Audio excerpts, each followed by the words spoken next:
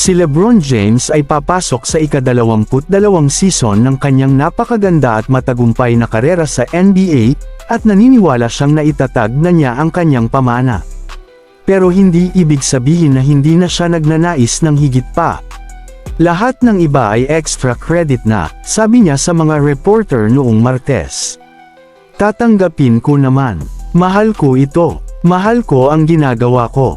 Mahirap talagang makipagtalo sa sinabi ng hari.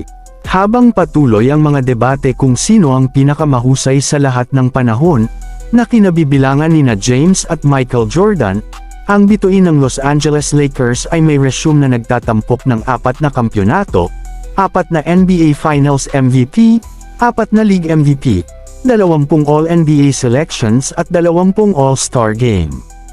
Nanalo siya ng mga titulo para sa 3 magkakaibang franchise, ang Lakers, Cleveland Cavaliers at Miami Heat, kabilang na noong pinangunahan niya ang Cleveland sa isang 3-1 comeback sa 2016 NBA Finals laban sa record-setting 73-win Golden State Warriors.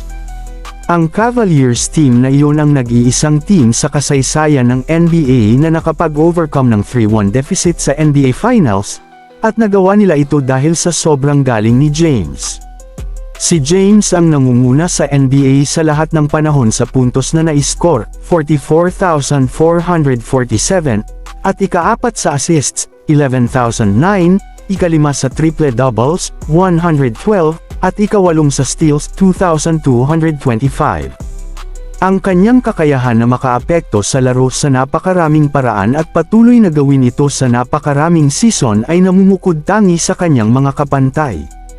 Wala nang maraming mga unang beses na natitira para sa hinaharap na Hall of Famer sa puntong ito ng kanyang karera, bagaman magkakaroon ng isa sa darating na season.